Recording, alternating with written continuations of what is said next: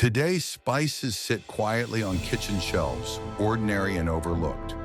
But there was a time when a handful of black pepper was worth more than gold, and a sack of bark could finance a voyage across unknown seas. Long before oil or technology, it was the fragrance of the East that drove the world mad and drew the map we live on today. Imagine a tiny blackberry so powerful it could pay your rent or buy your freedom. That was India's black pepper.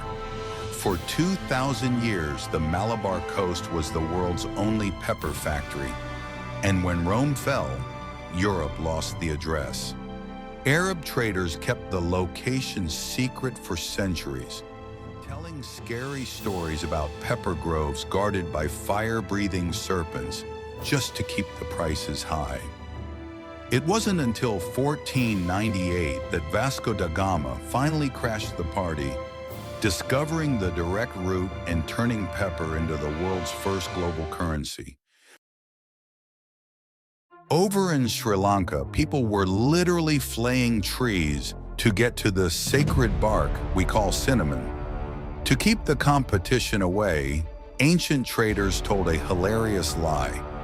They claimed giant birds built nests of cinnamon on unreachable cliffs, and you had to trick them with heavy meat to bring the nest down. By the 1500s, the Portuguese realized it was just a tree, leading to a 300-year colonial tug-of-war between the Dutch and the British. It's the only spice in your cabinet that people actually face the death penalty for selling on the side. In the 1600s, cloves only grew on a few tiny volcanic specks in Indonesia, and they were worth their weight in diamonds. The Dutch East India Company was so obsessed with control that they became the world's first spice villains, burning down every clove tree they didn't own. They wanted to make sure that if they couldn't sell them for a fortune, nobody could even smell them for free. It was the first time in history a mega corporation committed treecide just to keep your breath smelling fresh and their pockets full. Nutmeg was the diamond of spices, and in the 17th century it triggered the most lopsided trade in human history. The Dutch wanted a monopoly on the Banda Islands so badly that they offered the British a deal. You take this muddy, useless island in America, and we'll take your Nutmeg Island. The British said yes, and that useless island became Manhattan, meaning New York City was literally traded for a handful of seeds. It's a staggering thought. The capital of the world was once considered a fair trade for a spice that goes on your eggnog. In the deserts of Iran, they harvest red gold, a spice so picky it refuses to be picked by machines.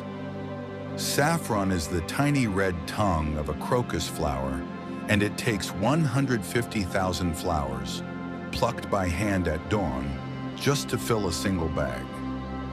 Ancient Persian kings used it as a royal perfume and even bathed in it to get a golden tan, making it the ultimate ancient flex.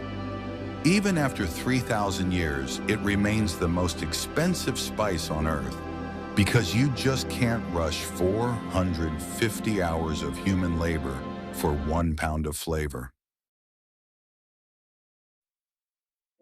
In 1492, Christopher Columbus sailed the ocean blue looking for Indian pepper, but he accidentally bumped into the Americas and found chilies instead.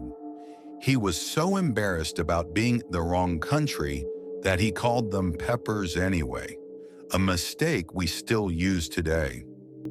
Within just a few decades, these fake peppers traveled the world, completely taking over the kitchens of India and China. It's the world's most successful oopsie, a spice that wasn't invited to the party but ended up becoming the life of it. Back in India, turmeric has been the golden healer for over 4,000 years, long before it was a trendy latte ingredient.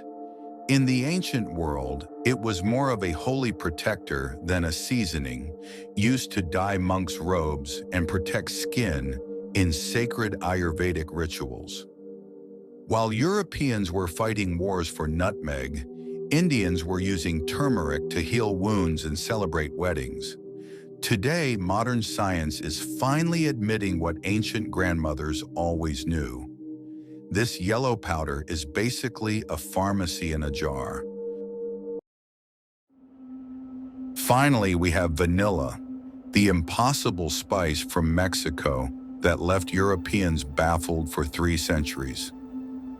They stole the vines and planted them all over the world, but the plants refused to grow pods because they were missing their best friend, a specific Mexican bee.